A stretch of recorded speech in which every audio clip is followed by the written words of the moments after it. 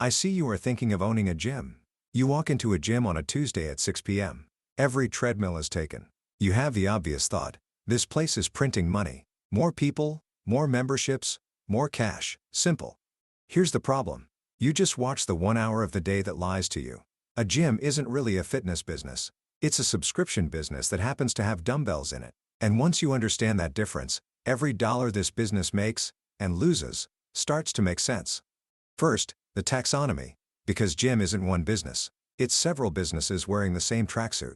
At the bottom, you've got the budget chains, $10 to $30 a month, thousands of members crammed into one building, profitable purely on volume and a skeleton of staff. Above that sits the traditional commercial gym, weight floor, cardio section, a class schedule, $40 to $70 a month. Above that, the premium health clubs, charging $150 or more, selling you a lifestyle instead of a workout, spa treatments, lounges. Off to the side, boutique studios, small rooms built around one style of training, $50 to $150 a month or sold in class packs.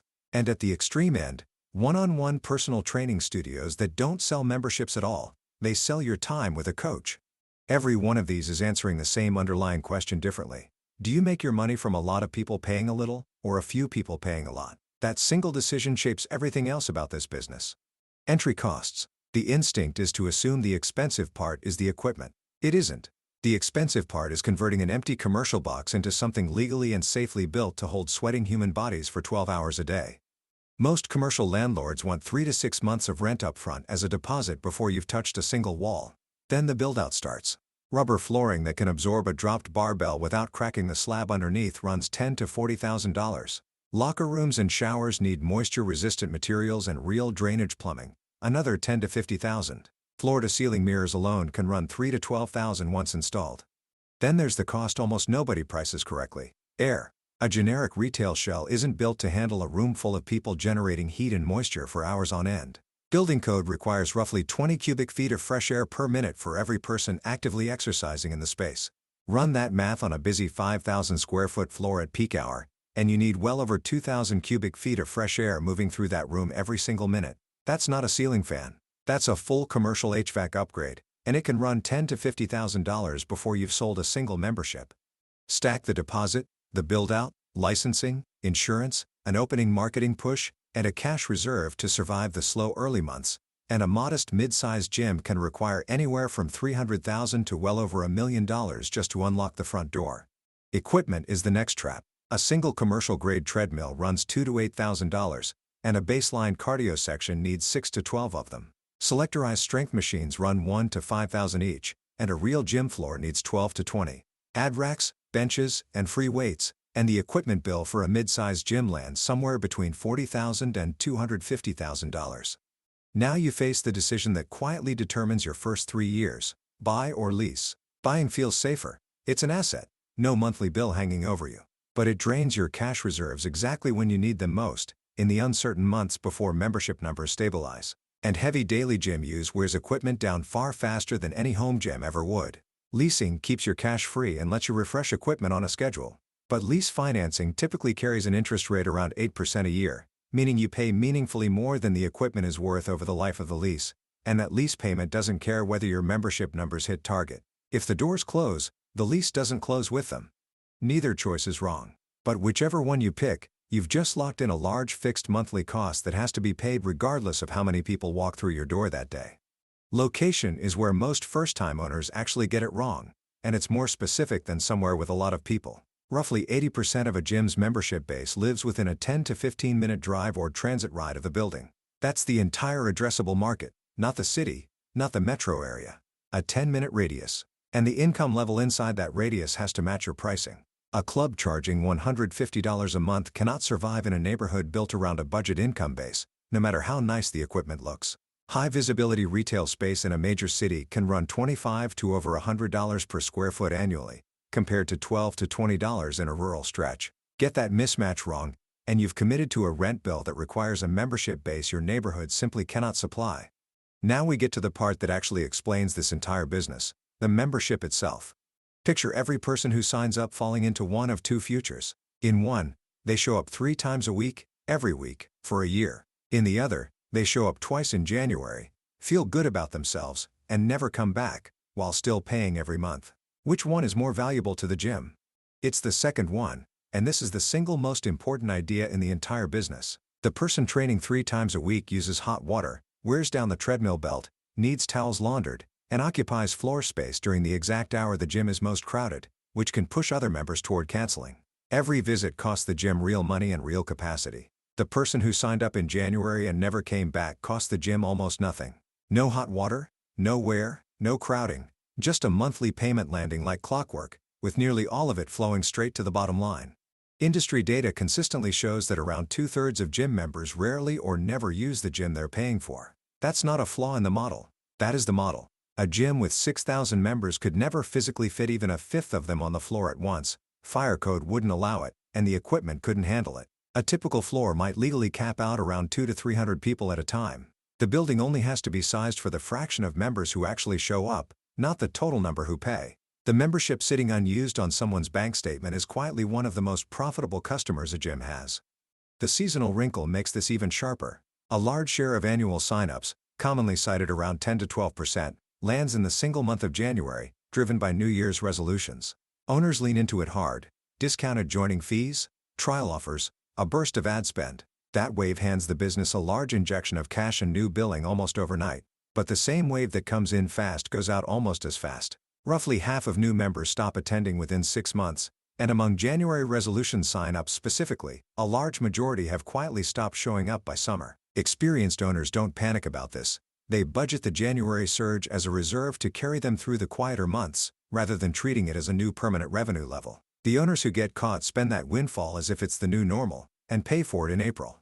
There's also a structural choice sitting underneath all of this: build independent, or buy into a franchise. A franchise brings an established brand, a proven layout, standardized systems, and often better equipment pricing through corporate purchasing. It isn't free. Franchise agreements typically require an upfront fee of $20,000 to $60,000, an ongoing royalty of 5 to 10% of gross revenue, and an additional contribution of around 2% into a shared marketing fund, paid every month, indefinitely. An independent owner keeps every dollar the business generates but builds brand recognition from zero. The psychology matters just as much as the math here. Why do people keep paying for something they don't use? Part of it is optimism at the moment of signing up. The membership is a promise to a future version of yourself. Part of it is what economists call a commitment device. Paying is meant to be the thing that forces you to go. And part of it is plain inertia. Canceling means admitting the plan didn't work, and for $10 to $30 a month, most people would rather keep quietly paying than confront that. Gyms know this, which is why leaving is almost never as easy as joining. Many contracts require written cancellation, not a phone call, not an app tap, sometimes in person or via certified mail, with 30 to 60 days of advance notice that guarantees at least one more month of dues even after you've decided to leave. Failed and expired card payments alone account for a large share of all cancellations, which is why gyms run entire teams dedicated to chasing down failed billing before a member can quietly drift away. This friction hasn't gone unnoticed by regulators. Cancellation ease has become an active area of consumer protection policy in recent years, which tells you something important. A business that depended on happy, engaged, frequently attending members wouldn't need to make leaving this hard. There's a second layer of hidden cost that has nothing to do with treadmills. Music. Playing background music in a commercial space isn't the same as playing it at home. In the US, any business playing music for customers is legally required to carry a public performance license, and typically needs licensing with more than one rights organization simultaneously. Combined annual fees for a single location can run into the low thousands of dollars. Skip it, and the risk isn't small.